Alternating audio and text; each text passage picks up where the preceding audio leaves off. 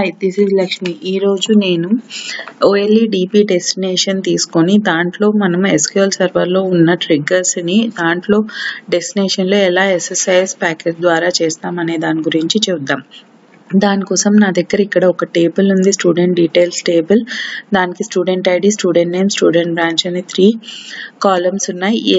దాంట్లో ఏదైతే డేటా ఉందో దాన్నంతా నేను స్టూడెంట్ ఇన్ఫర్మేషన్ అనే టేబుల్లోకి సెలెక్ట్ స్టార్ ఇంటూ దిస్ అని రాసి, అంటే కొత్త టేబుల్ స్టూడెంట్ ఇన్ఫర్మేషన్ అనే టేబుల్ క్రియేట్ అయ్యి, అది క్రియేట్ అయిన తర్వాత ఆ డేటాని ట్రాన్స్ఫర్ చేసుకుంటుంది అనమాట, సెలెక్ట్ స్టార్ ఇంటూ అనే స్టేట్మెంట్. ఇప్పుడు మనం డేటాని చూసామంటే సెలెక్ట్స్ 2 టేబుల్స్లో మనకి ఏం డేటా లేదనమాట. ఎప్పుడైతే మనం డేటా ఇన్సర్ట్ చేస్తామో స్టూడెంట్ డీటెయిల్స్ టేబుల్లో ఇన్సర్ట్ చేస్తామో, ఇక్కడ నేను దానికి ఒక ట్రిగ్గర్ క్రియేట్ చేశాను. ఇన్సర్ట్ అయినప్పుడు ట్రిగ్గర్ అయ్యి అది ఆటోమేటిక్గా స్టూడెంట్ ఇన్ఫర్మేషన్ టేబుల్లోకి వెళ్ళేటట్టు నేను ఇలా ఒక ట్రిగ్గర్ని క్రియేట్ చేశాను అనమాట. చూడండి, create trigger name on student details after insert చేసిన తర్వాత ఇక్కడ begin insert into student information అని అయ్యి సెలెక్ట్ స్టార్ ఫ్రమ్ ఇన్సర్ట్. ఇది ఇలా ఒక ట్రిగ్గర్ స్టేట్మెంట్ని రాశాను, ట్రిగ్గర్ని క్రియేట్ చేశాను. ఏంటి, స్టూడెంట్ డీటెయిల్స్ టేబుల్లో మనం డేటాను ఎంటర్ చేస్తే ఆటోమేటిక్గా స్టూడెంట్ ఇన్ఫర్మేషన్ టేబుల్లో కూడా డేటా వెళ్తుంది. ఇప్పుడు అదే మనం SSIS ప్యాకేజ్లో ఇక్కడ నేను ఒక కొత్త ప్యాకేజ్ చేశాను. ఏదైతే డేటా మనం చూసామంటే student ID, student name, student branch అనేది ఫ్లాట్ ఫైల్లో ఉన్న డేటాని మనం స్టూడెంట్ డీటెయిల్స్ టేబుల్లోకి డేటా ట్రాన్స్ఫర్ చేస్తున్నాము. అప్పుడు చేసిన తర్వాత స్టూడెంట్ ఇన్ఫర్మేషన్ అనే టేబుల్లోకి అది ఆటోమేటిక్గా ట్రిగ్గర్ అయ్యి డేటా ఎంటర్ అవుతుంది. అది ఎలా అనేది మనం ఇప్పుడు చూద్దాం. ఫస్ట్ డేటా ఫ్లో టాస్క్ తీసుకొని దాన్ని డ్రాగ్ అండ్ డ్రాప్ చేసి డబుల్ క్లిక్ చేసిన తర్వాత నేను ఇక్కడ సోర్స్ ఫైల్, మన సోర్స్ ఫైల్ ఏంటి, ఫ్లాట్ ఫైల్ సోర్స్ ఫైల్. ఆ ఫ్లాట్ ఫైల్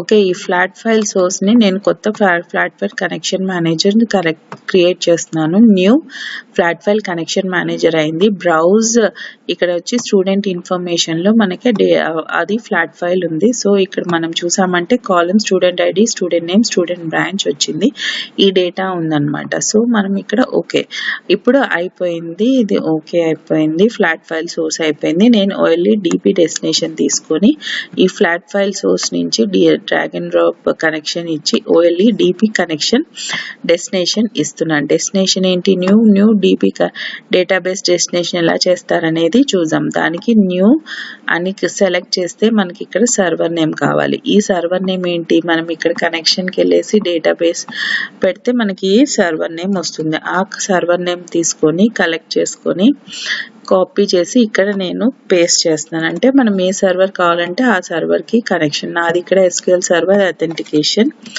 దానికి యూజర్ ఐడి పాస్వర్డ్ ఇస్తున్నాను. ఇక్కడ ఇప్పుడు స్టూడెంట్ వేర్ హౌస్, ఇక్కడ టెక్స్ట్ కనెక్షన్ చేస్తే succeeded. So okay okay and ఇక్కడ ఓకే ఇచ్చాను. ఇక్కడ చూడండి డేటా యాక్సెస్ మోడ్ ఏంటి, టేబుల్ ఆర్ వ్యూ, ఇలా కొన్ని ఆప్షన్స్ ఉన్నాయి. ఫస్ట్ నేను టేబుల్ ఆర్ వ్యూ మోడ్ తీసుకుంటున్నాను. ఏ టేబుల్లోకి,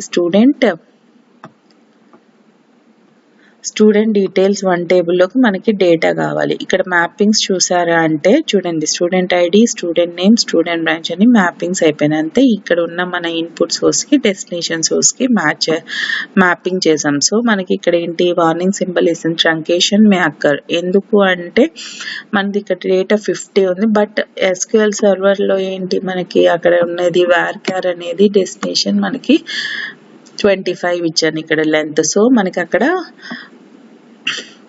వార్నింగ్ మెసేజ్ ఇస్తుంది. ఇప్పుడు నేను రన్ చేశానంటే చూడండి, రన్ చేస్తే 2 data like 5 rows are transferred అని చూపిస్తుంది.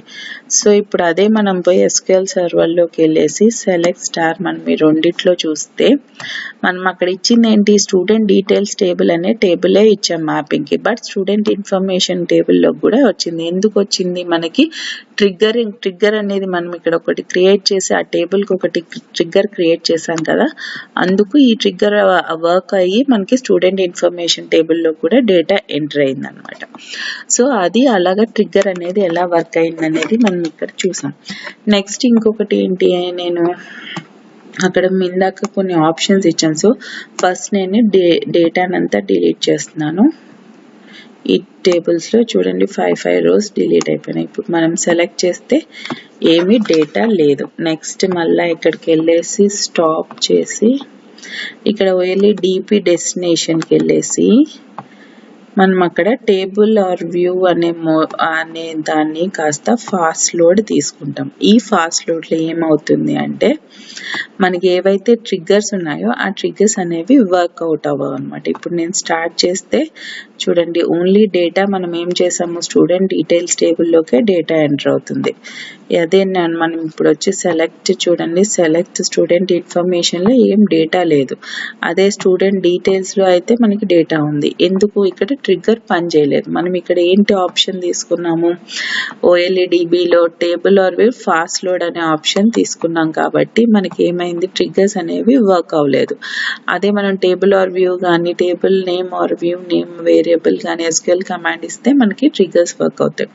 ఈ ఫాస్ట్ లోడ్ అన్నప్పుడు ఇలాంటి కొన్ని సిచ్యువేషన్స్లో ఎప్పుడైతే మనకి ఏమైనా ట్రిగ్గర్ అవ్వాల్సిన అవసరం లేదు, మనకి అలాంటి డెస్టినేషన్స్లో ఉన్నప్పుడు మనము ఇలా యూస్ చేసుకోవచ్చు అనమాట. ఇలాగా ఎలా వర్క్ అవుతుంది అనేది, మనము ఎలా ట్రిగ్గర్ అనేది వర్క్ అయ్యి SSIS ద్వారా మనం డేటాని ఒక ఫ్లాట్ ఫైల్ సోర్స్ని ఓఎల్ఈడిపి డెస్టినేషన్కి ఎలా ట్రాన్స్ఫర్ చేసామనే దాన్ని ఇక్కడ మనం చూసాము. నా వీడియో అనేది నచ్చితే ప్లీజ్ సబ్స్క్రైబ్ చేసి షేర్ చేయండి. Thank you for listening.